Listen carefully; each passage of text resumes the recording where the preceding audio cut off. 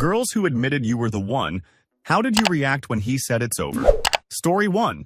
She showed up at my apartment with mascara tracks and a paper cup of coffee like it was a peace offering.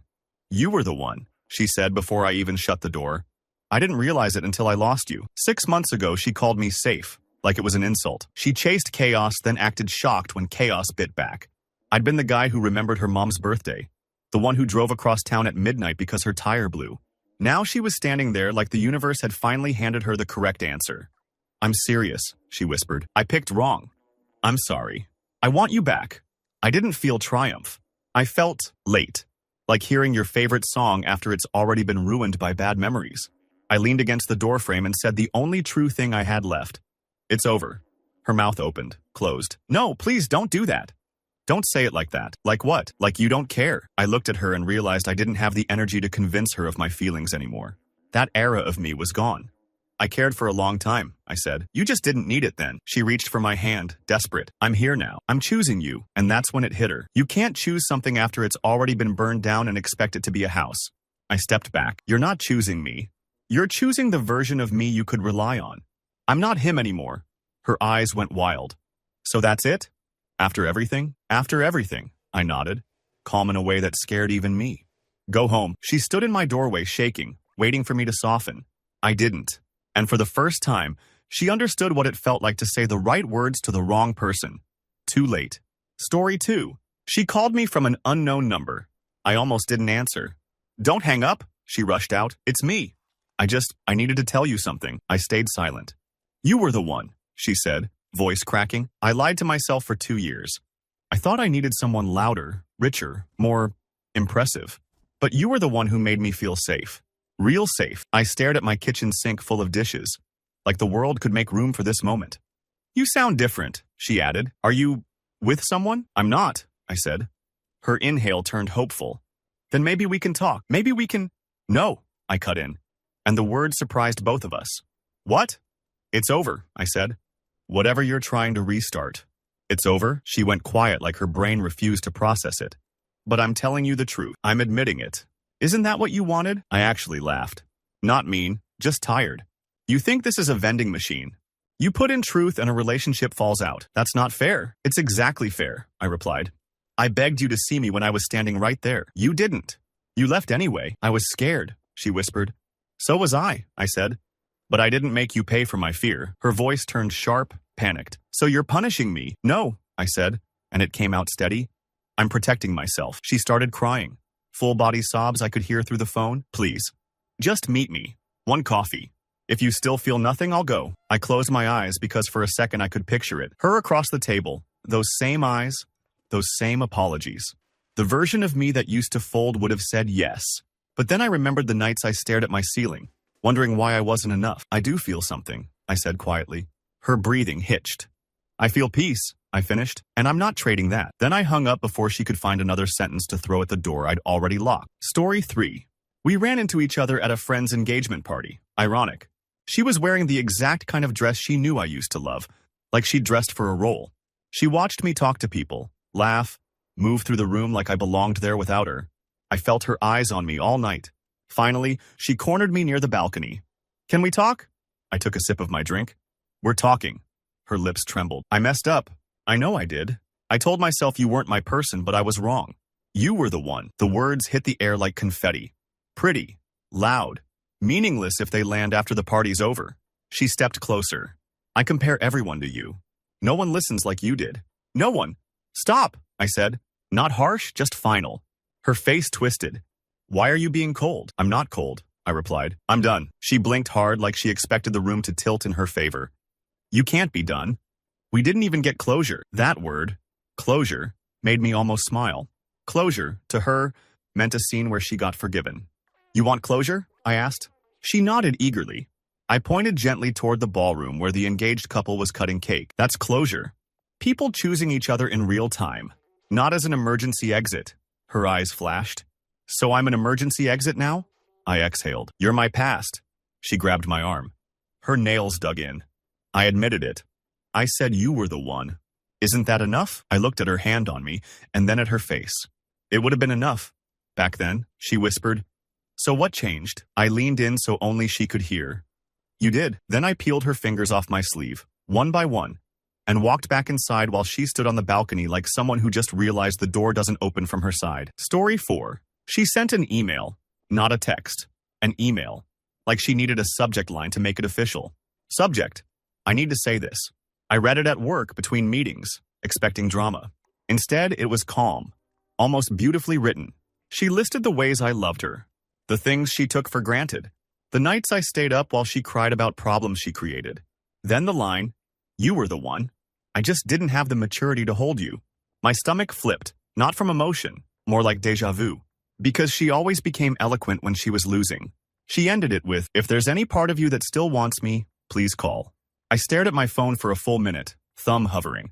Not because I wanted her back, because I wanted to believe her words could erase the damage they arrived too late to prevent. I didn't call. 2 days later, she showed up outside my office anyway. Winter air, hands shoved in her coat pockets, eyes glassy. "I didn't think you'd ignore me," she said. "I didn't ignore you," I answered. "I read it." Her face softened. And it's over," I said. It came out plain. Clean. Like a decision I'd made weeks ago and my mouth was just catching up. She froze. "You can't mean that." "I do." Her voice rose, attracting glances from coworkers passing by. "I literally admitted you were the one. What else do you want from me?" I looked around at the people pretending not to watch. Then back at her. "I wanted you to choose me when it mattered," I said quietly. "Not when you needed relief from your own regret." Her eyes narrowed, hurt becoming anger. "So you're just going to punish me forever?" "No," I said. "I'm going to live." She stepped forward, desperate again. "Tell me what to do. I'll do it. Therapy, moving, anything." I shook my head. "That's the problem. You think love is a negotiation." Tears spilled. "Please." I opened my car door. "I hope you find someone you don't have to lose to appreciate." She whispered my name like it was a rope she could throw around my waist. I got in anyway. In the rearview mirror, she looked smaller with every second I drove away, like regret shrinking into the exact size it should have been all along. Story 5. She admitted it in front of everyone. That's what shocked me most. We were at a mutual friend's birthday dinner. Crowded table, loud music, too many candles. Someone brought up the one that got away as a joke topic. And she, after 2 glasses of wine, looked straight at me. "You," she said. "He was the one." The table went silent like someone turned down the volume on the whole restaurant. My friend blinked. "Wait, seriously?" She nodded, eyes glossy. "I sabotaged it. I was insecure and petty and I kept testing him until he stopped trying. And I've regretted it every day." I could feel people watching me like I was supposed to deliver a rom-com line. She reached across the table, trembling. "I'm saying it out loud because I want him to know. I want him to hear it. I want him to come back." My chest was calm. That's how I knew it was done. I set my fork down carefully. "Thank you for saying that," I said. Hope lit her face so fast it almost made me flinch. Then I continued, "But it's over." Her smile collapsed. "You're kidding." I shook my head. "I'm not," the friend beside her whispered. "Oh my God," like she was watching a car crash. She laughed once, sharp and disbelieving. "You can't just... After I just did that?" "After you just did that," I repeated, and kept my voice steady. "I still don't owe you a different ending." Her eyes turned frantic. "So you're humiliating me." I glanced around the table. Everyone looked uncomfortable, like they wanted to vanish into their napkins. "You humiliated yourself," I said softly. "I'm just telling the truth." She stood up so fast her chair screeched. "I loved you." I didn't raise my voice. "I didn't need to." "You loved what I gave you," I said, "not who I was." She stared at me, breathing hard, waiting for me to crack. I didn't. So she grabbed her coat and stormed out into the night, leaving her confession hanging over the table like smoke. And for the first time, I finished a meal without feeling like I was starving for her approval. Story 6. She showed up at my gym. Not outside my place, not at my job, my gym. Like she'd done reconnaissance on my new life. I was wiping down a bench when I heard my name said softly behind me. I turned and there she was. Ponytail, tight smile, eyes that looked like they'd rehearsed this moment 100 times. "I need to tell you something," she said. I put my bottle down. "You already did." She flinched. "No, I mean, I finally get it. You were the one. I ruined it." People always say, "You were the one," like it's a compliment. Sometimes it's a confession. Sometimes it's a last-ditch attempt to stop consequences from happening. She stepped closer. "I've been in therapy. I'm not the same person." I nodded toward the treadmill rows. "Good." Her eyes widened. "That's it? You're not even going to ask why I'm here?" I shrugged. "Because I know why." Her voice shook. "I thought you'd be happy." I thought, maybe you'd fight for us again. I didn't want to embarrass her, but she'd chosen a public stage. So I kept it clean. I fought until I couldn't recognize myself, I said. Now I'm building someone I actually like. She swallowed hard. So you're punishing me? I'm not, I answered. I'm choosing me. Her jaw tightened. You're acting like I'm nothing. No, I said. And this was the truth. You're someone I loved. That's why it has to be over. She started crying. Silent tears, like she didn't want the people around to notice. Then she did something that stunned me. She reached into her bag and pulled out a key. Our old key, she whispered. I kept it. I thought, if you ever wanted, I looked at it like it was a relic from a museum. Throw it away, I said. Her hand shook. Please. Just one coffee. I'll prove it. I picked up my bottle again. You can't prove time, I said, and walked away. Behind me, I heard the key hit the trash can with a dull clink. And that sound, small, final, felt better than any apology. Story 7. She admitted it at 2:17 a.m. in a voice note. A whole 3 minutes of sniffles and heartbreak, like she thought sincerity could rewind the calendar. You were the one, she said. I tried dating. I tried distractions. Nobody makes me feel the way you did. I'm sorry. I'm so sorry. I listened once. Then again, because I wanted to be sure I wasn't imagining the part where she finally chose me. 3 months earlier, she'd told me, I need space. Then posted beach photos with a guy whose jawline looked like a weapon. Now she was crying into my phone like I was the emergency contact for her regret. I didn't respond that night. In the morning, she sent a text. Did you hear it? I replied. Yes. She immediately called. I let it ring twice, then answered because silence can be cruel, and I wasn't trying to be cruel. Say something, she pleaded.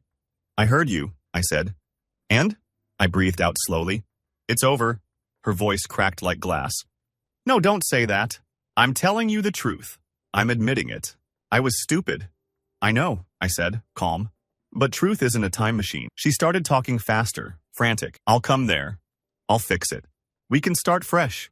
You used to say we could get through anything. We could, I replied. But you didn't want to. She went silent, then whispered, I didn't know you'd actually leave. That line did it. Not the apology, not the admission. This. I didn't leave, I said. You pushed. I just finally stopped holding the door. She sobbed, then got angry. So you're really done with me? Like I meant nothing. You meant a lot, I said. That's why I won't do this again. She begged. She promised. She said my name like it was a spell. When she paused for air, I said gently, delete my number, she whispered. I can't. You can, I said. You just don't want to. Then I hung up. Not because I hated her. Because if I stayed on the line, I'd start hating myself. Story 8. We met at a mutual friend's wedding. Of course. Life loves irony. She walked in late, dressed like a memory, and everyone noticed. Even my date noticed. She made her way to me during the slow song, like she owned the right to interrupt. Can we talk? She asked, eyes shining.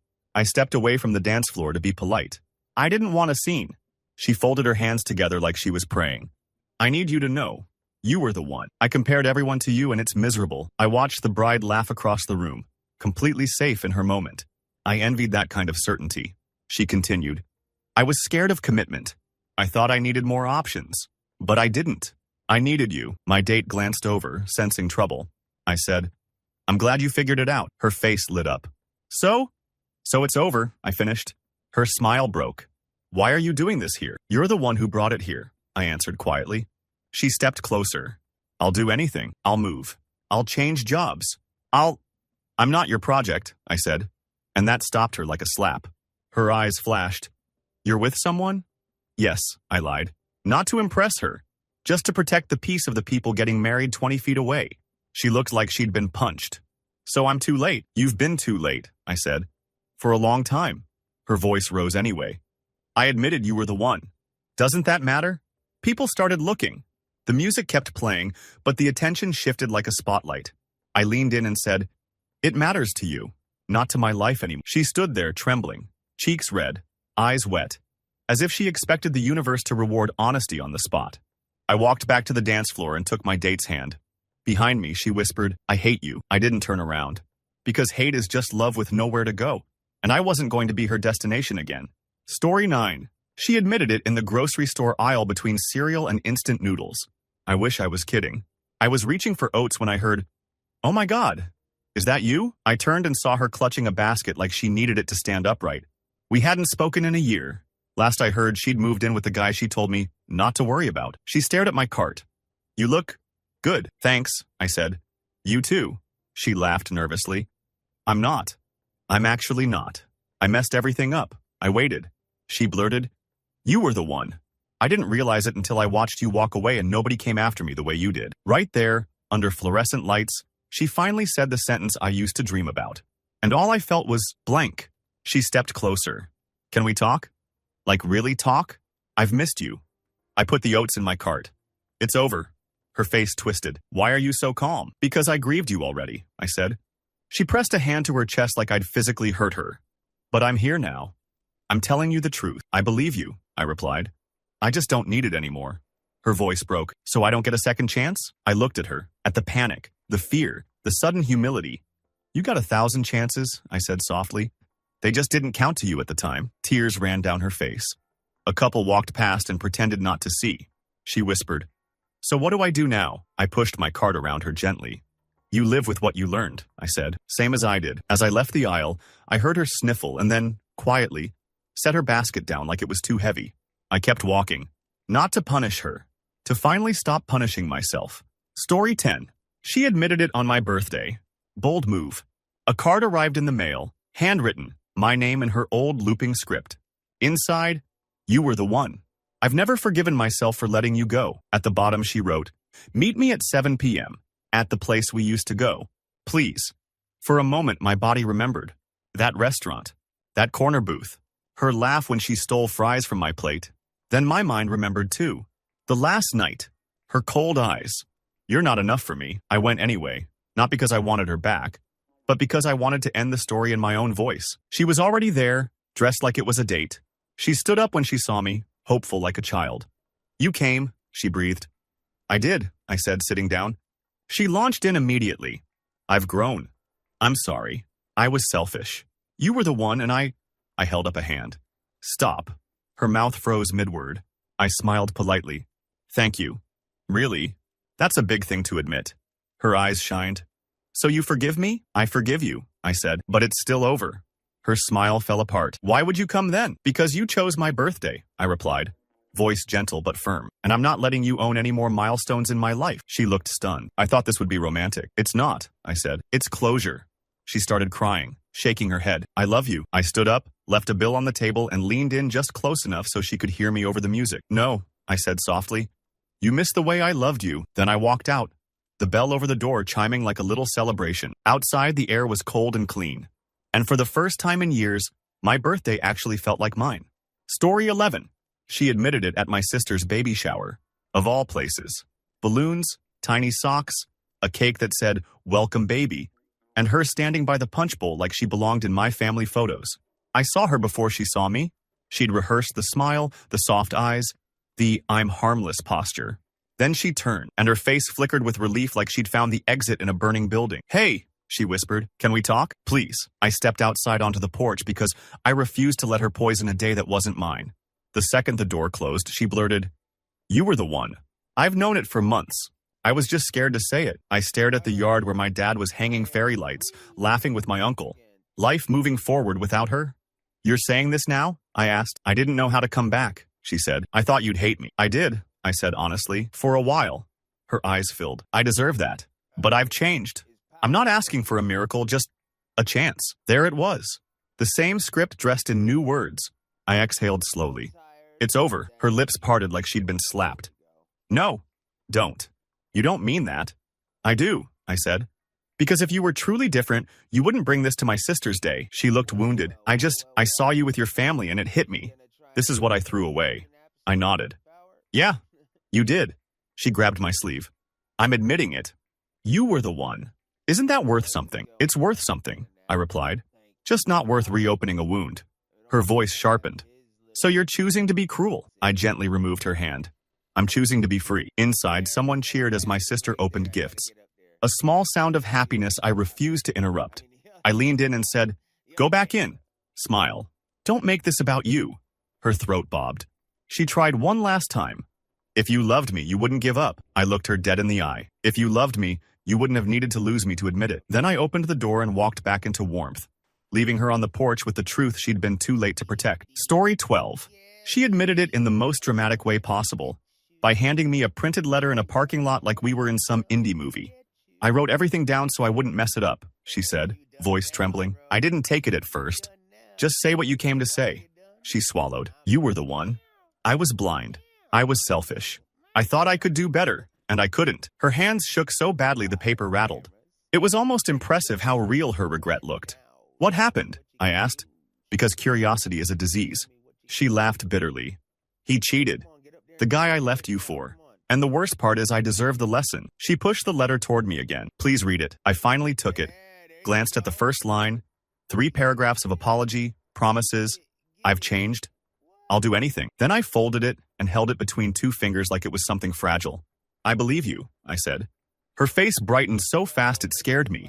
You do, I do, I repeated, and it's still over. Her smile collapsed. What? Why would you believe me and still... Because belief doesn't equal obligation, I said. You can be sincere and still be too late. She stepped closer, voice rising. You're acting like I'm a stranger. You made yourself one, I answered. Her eyes turned glossy with anger now. So you're just going to punish me because I made one mistake? One mistake? I echoed, and finally felt something sharp in my chest. You didn't trip. You chose. You chose every day. She looked down, then up again, desperate. Tell me what to do. I handed the folded letter back. Keep it, I said. Read it to yourself when you want to repeat the same pattern with someone else. Her face crumpled. So you came here just to reject me? No, I said. You came here to be forgiven. I came here to make sure you can't rewrite history. She flinched like the words hit. I opened my car door and paused. I hope you heal, I said. But you don't heal by crawling back to the person you broke. Then I drove away and watched her in the mirror, standing alone with a letter full of perfect words that couldn't buy back a single day. Story 13. She admitted it by mistake. We were on a group call with old friends, one of those chaotic catch-ups where everyone talks over each other. She didn't know I'd joined late. My mic was muted. Someone asked, "So do you ever think about your ex?" She laughed and said, "Yeah, he was the one, honestly." My stomach tightened. Another friend teased, "Then why'd you dump him?" Silence. Then her voice got quieter. Because I wanted to win. I wanted to feel powerful. And now I just feel stupid. I sat there, listening to her confession like it was a radio broadcast from an old version of my life. Then someone said my name. Wait, he's here, isn't he? I unmuted. Yeah, I said. The call went dead silent. She gasped. Oh my God. I didn't know you were on. I know, I said. Her voice trembled. I didn't mean to. You did mean it, I cut in. You just didn't mean for me to hear it. She swallowed hard. I'm glad you did. Because it's true. You were the one. I miss you. Everyone was frozen. Probably loving the drama but pretending they weren't. I could have saved her. I could have made it gentle. But I was tired of gentle. It's over, I said, clearly, into the silence. She choked. No, don't say that in front of everyone. You said it in front of everyone, I replied. Her voice rose. I'm trying to be honest. Why are you punishing me? I stayed calm. I'm not punishing you. I'm just not available. She started crying on the call, sniffles and shaky breaths. A friend tried to intervene. Maybe you two should talk privately. No, I said. This is fine. She sobbed. I loved you. I said the truth that ended it. You loved the control, not the commitment. The call stayed silent for a beat too long, like everyone felt the chill. Then someone muttered an excuse and logged off. Another followed. Finally, it was just us. She whispered, please. I clicked, leave call, and the quiet afterward felt like air returning to a room that had been full of smoke. Story 14. She admitted it at the airport. I was in line for security, half asleep, backpack on one shoulder, when someone grabbed my elbow like they were stopping me from falling off a cliff. I turned and saw her. Hair messy, eyes red, breath frantic. I had to catch you, she panted. I saw your story. You're leaving. Yeah, I said. Work trip. She shook her head wildly. No, you don't understand. I can't let you go without telling you. You were the one. I was wrong. People behind me grumbled. A TSA agent glanced over. This was not a place for a confession. I stepped aside so I wouldn't block the line. Why are you here? She swallowed. Because I'm done lying. I kept pretending I was happy, but I'm not. And I keep thinking about you. I stared at the departure screens glowing above us. All those destinations people chose on purpose. You broke up with me, I reminded her. I know, she whispered, and it was the worst decision I ever made. I nodded once. Okay? Her face brightened. So it's over, I said. Her hope died mid-breath. What? Number. Please. Don't do this. I'm not doing anything, I replied. I'm just not coming back. Her voice cracked. I came all the way here. I'm admitting it. Doesn't that matter? It matters, I said gently. Just not enough to change my life. She looked around at the staring strangers, humiliation creeping up her neck. You're really going to leave me like this? I adjusted my backpack strap. You left me first. I just learned. Her eyes went hard. So that's it? You're punishing me. I shook my head. I'm boarding my future. They called my zone. I stepped toward security. She whispered my name, raw and desperate. I didn't turn around, because if I looked back, she'd think the past still had a chance to negotiate with me. Story 15. She admitted it at my new place, after she found my address from a mutual friend and decided boundaries were optional. I opened the door and instantly knew. This wasn't love. This was panic. She stood there clutching a small gift bag like it could justify her being on my doorstep. You were the one, she blurted. I've never stopped thinking that. I tried to move on, but it was always you. I didn't invite her in. I didn't even step aside. How did you get here? Her eyes darted. I asked Jenna. I know it's bad, but I had to. I needed you to hear me. I felt something cold in my chest. Not anger. Alarm. I heard you, I said. She smiled, relieved. Then you know. You know this is real. It is real, I said. And it's still over. Her smile snapped. Why are you saying it like that? Because it's a sentence, I replied. Not a negotiation. She shoved the gift bag toward me. Open it, please. It's something you used to love. I didn't take it. You used to know what I loved, I said. That doesn't mean you know me now. Her eyes filled with tears. I can change. I'll do whatever you want. I finally felt anger spark.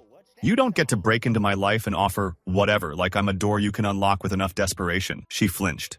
I'm not breaking in. I'm trying to fix what I broke. I nodded slowly. Fix yourself, I said. Not my piece. Her voice turned sharp. So you're just going to act like I never mattered. I stared at her, steady. You mattered. That's why I'm not letting you matter like this. She started crying harder, then changed tactics. Sweet voice, pleading. Just talk to me for 10 minutes. I shook my head. No. Her face twisted with disbelief. You're cruel. I kept my voice calm. I'm done. Then I closed the door, gently, not to slam, not to dramatize, because the most brutal thing I could do was end it without a performance. Story 16. She admitted it at the worst possible time, right after my mom's funeral. People were still in black, still hugging, still speaking in whispers like volume could undo death. I was outside the church catching air when I heard heels on gravel, and that familiar inhale before someone says something selfish and calls it brave. Hey, she said softly, eyes wet. I'm so sorry. I nodded once. I didn't have room for more emotions. She held her hands together like she was praying. I know this isn't the time, but seeing you today, I turned to her. Don't, she blinked. Please, just let me say it. You were the one. I didn't realize it until I saw how you show up for people. I threw away the best thing I ever had. The rage that flashed through me wasn't loud. It was surgical. Do you hear yourself? I asked. She flinched. I'm trying to be honest. You're trying to be remembered, I said, voice low. On a day that has nothing to do with you. Tears spilled. I didn't mean it like that. I pointed toward the doors behind us. My mother is in there, and you're using her to audition for forgiveness. Her mouth opened, closed. That's not fair. It's completely fair, I replied. Because if you cared about me, you'd leave me alone today. She grabbed my wrist, desperate. I just want to fix it. I'll do anything. I gently removed her hand. Not because I was afraid of her, because I refused to let her turn grief into a conversation about her. It's over, I said. She shook her head like the words were illegal. No, please, don't say that. I'm saying it, I answered. And I'm saying it now so you don't come back tomorrow when I'm weaker. Her face twisted. So you hate me? I looked at her and felt only exhaustion. I don't hate you, I said. I just don't want you near my life. She stood there trembling while the wind moved the funeral ribbons. I turned and walked back inside to my family. Outside, she whispered my name into the air like it could pull me back. It didn't. Story 17. She admitted it in a DM under a photo of me holding my niece. You look like you were made for this, she wrote. Then, I'm sorry. You were the one. I didn't see it until now. I stared at the message for a long time. I hadn't blocked her because I honestly didn't think she'd try again. She'd been so confident when she left. So sure she was upgrading. I replied with one word. Why? 3 dots appeared instantly. Because I messed up. I thought love was supposed to feel like fireworks, not peace. I miss you. I could have ignored it. That would have been cleaner.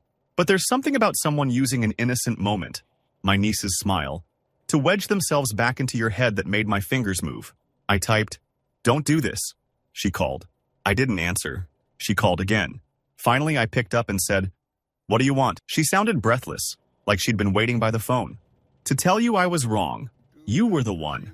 I want to come back." I looked at my niece on the couch, how she leaned against me like trust was natural. "It's over," I said. Her voice cracked. "Why are you being like this?"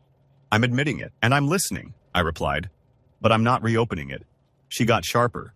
"So you moved on that fast?" I laughed once. "Fast?" It took me a year to stop checking my phone every time it buzzed. Silence. Then she whispered, "I didn't know it hurt you that much. That's the problem," I said. "You didn't know.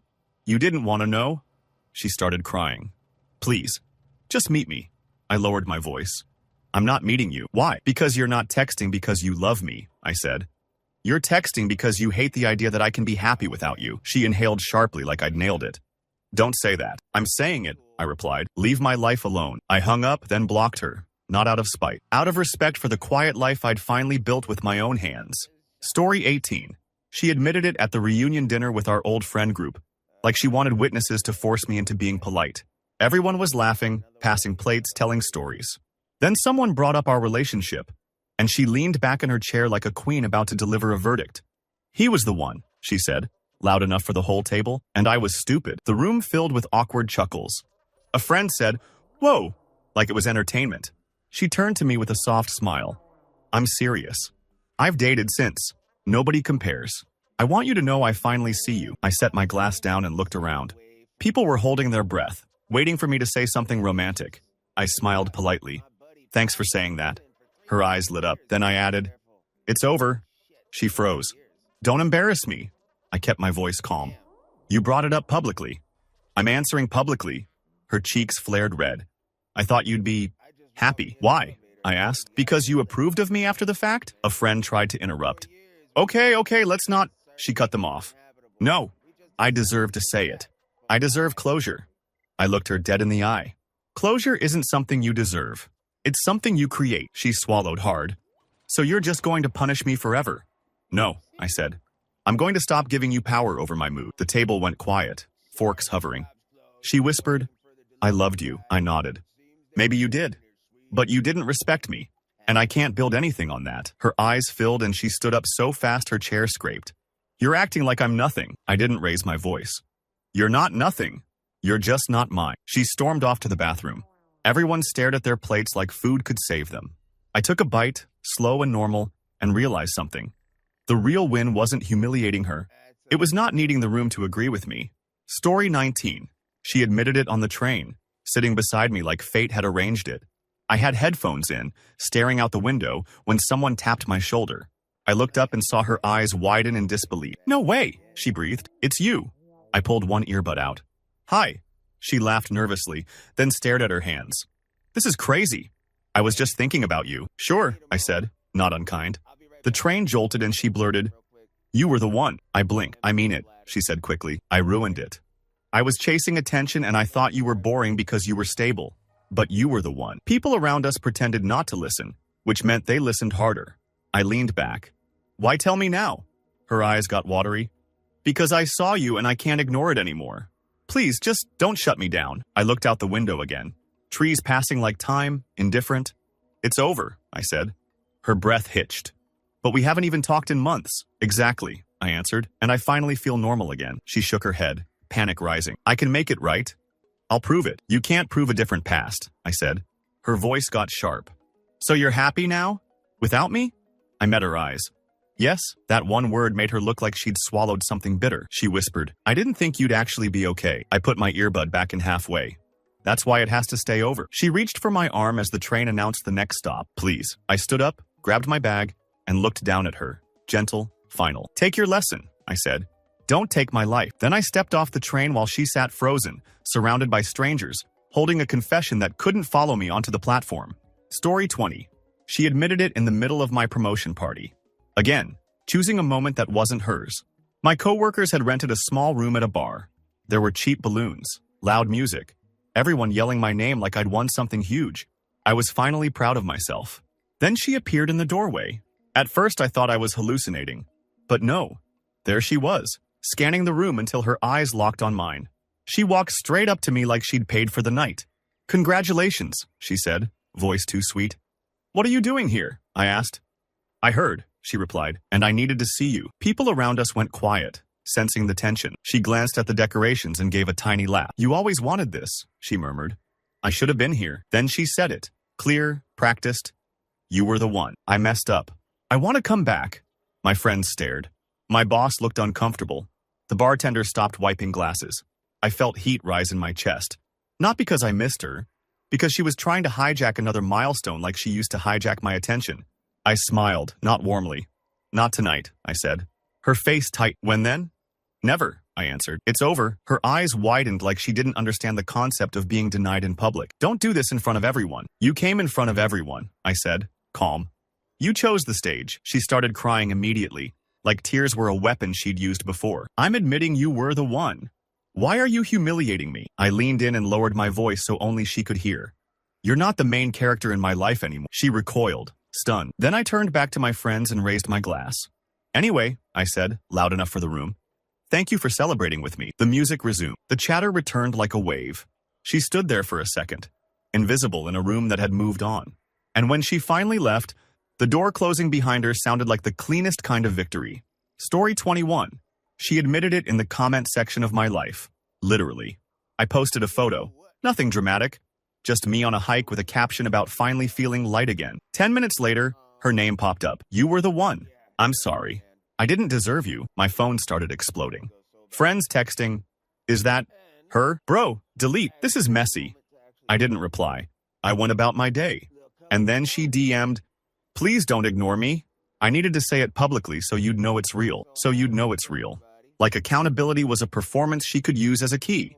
That night, she showed up to the hiking trail parking lot.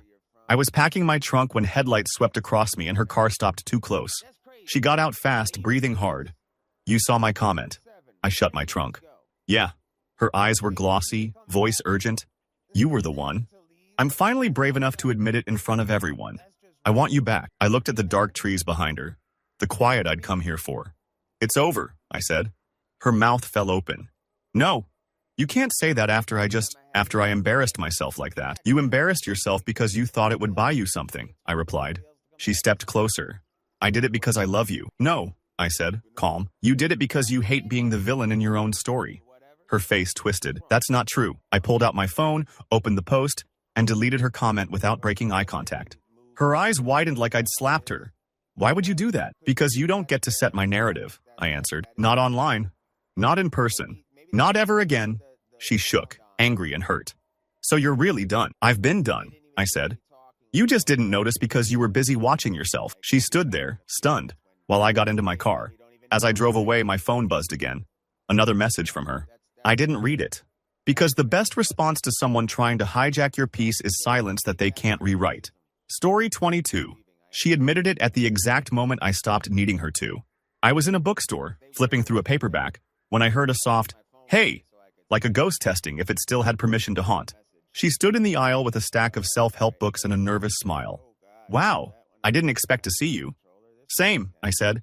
She cleared her throat. I've been doing a lot of work on myself. I nodded, waiting. Then she dropped it. You were the one. I didn't value you until you were gone. It would have destroyed me a year ago. Now it just felt informational. She watched my face carefully, hungry for a crack. I'm not asking for anything. I just needed you to know. I closed the book and put it back on the shelf. Okay? Her eyebrows lifted. That's it? That's it, I said. Her voice tightened. I thought I don't know. Say something. I looked at her books. You're learning, I said. That's good. She stepped closer, lowering her voice. I still love you. I didn't flinch. I don't. The honesty landed hard. Her eyes filled instantly. How can you say that? Because it's true, I replied. Love doesn't survive disrespect. She whispered. So it's over. It's been over, I said gently. You just arrived at the right conclusion late. Her lips trembled. I was hoping. Maybe we could start again. Like new people. I shook my head. I already started again. Without you. She looked around the aisle like she needed something to hold on to. So what am I supposed to do with this? I pointed at the book in her hands. Keep reading, I said. And don't use your new insight to reopen old wounds. She stared at me like she couldn't believe I wasn't folding. I walked away, bought my book, and left her standing under the fluorescent lights of the self-help section, finally facing the one thing she couldn't fix with words. Timing. Story 23. She admitted it on a video call with my little cousin. That's what made it unforgivable. My cousin was using my laptop to do homework when a notification popped up. Her name. Before I could stop it, my cousin clicked accept, because kids think every call is either fun or important.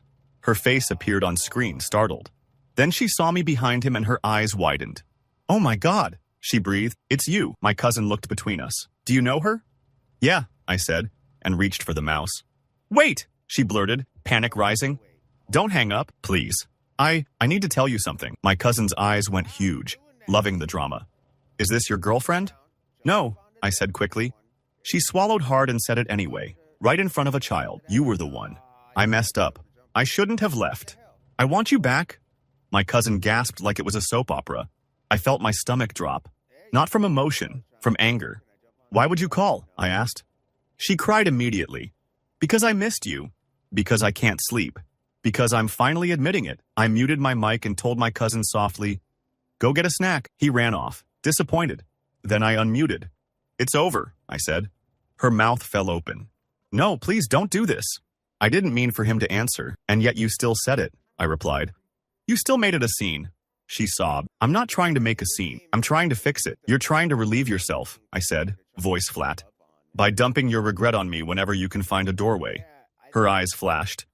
"That's not fair." "It's exactly fair," I answered. "You don't get to barge into my life through my family." She begged, apologized, promised therapy, promised change.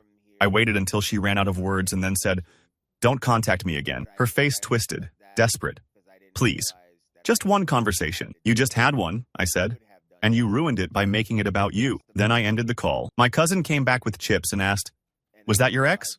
She seemed dramatic. I laughed once, small, relieved, and said, "Yeah, and that's why it's over." Story 24. She admitted it with a ring. Not an engagement ring. Worse. The cheap little promise ring I gave her in college. The one she returned like it was trash the day she broke up with me. She showed up at my door holding it in her palm like it was evidence. "I kept it," she said. "I lied when I told you I threw it away." I stared at it, feeling my stomach twist. "Why are you here?" She lifted watery eyes. "Because you were the one. I was wrong. I thought I could do better, but I couldn't.